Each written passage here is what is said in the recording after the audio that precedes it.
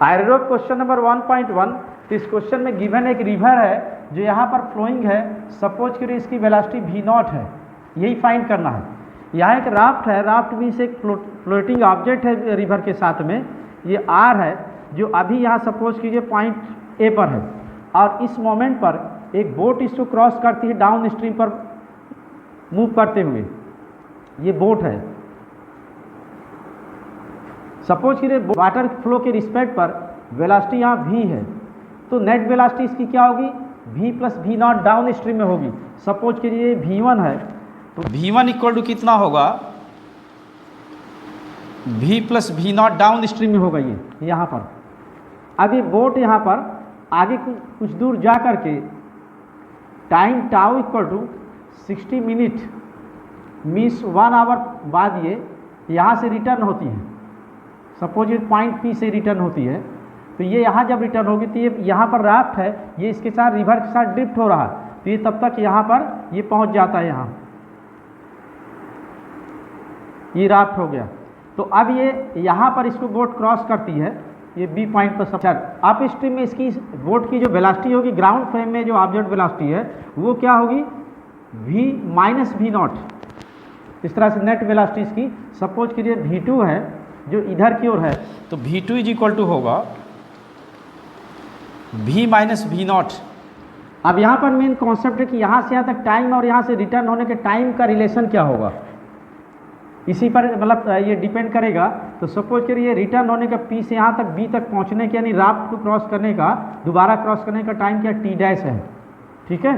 तो यहाँ पर चलिए ये अच्छा इस यहाँ पर ड्यूरेशन में जो राफ्ट द्वारा ट्रेवल डिस्टेंस है वो L equal to 6 kilometre given है, ये 6 किलोमीटर है। तो इसके सपोज करिए डाउन स्ट्रीम में जो ट्रेवल डिस्टेंस है वो x1 है, और अप स्ट्रीम में सपोज करिए डिस्टेंस क्या है, h2 है। तो x1 इज इक्वल टू होगा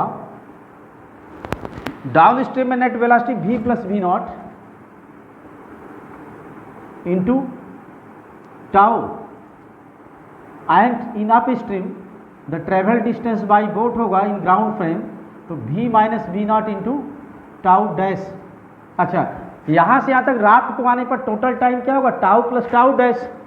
तो ये जो डिस्टेंस है l, तो एंड l इक्वल टू होगा, उसको न्यूमेरिकल बाद में हम लोग करेंगे, तो ये होगा v0 into T plus tau dash.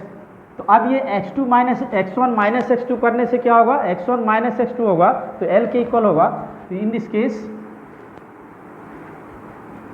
Since x1 minus x2 is equal to l, therefore v plus v0 into tau minus ये होगा v minus v0 into tau dash is equal to v0 into ये l का value है tau plus tau dash. इस तरह इसको simplify करते हैं, ब्रैकेट ओपन करते हैं, तो v into tau plus v0 into tau minus v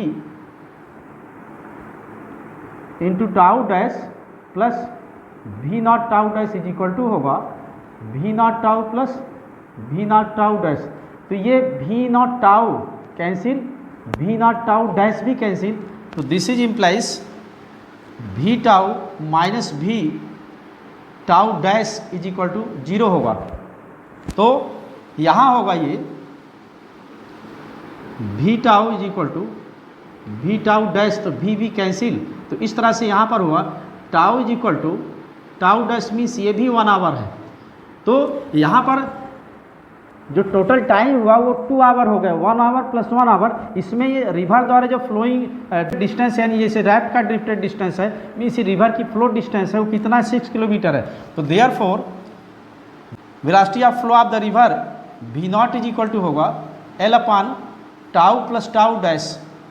तो l 6 kilometre upon 1 plus 1 means 6/2 is equal to 3 kilometre per hour. इस क्वेश्चन को रिलेटिव मोशन के कॉन्सेप्ट से इजीली किया जा सकता है।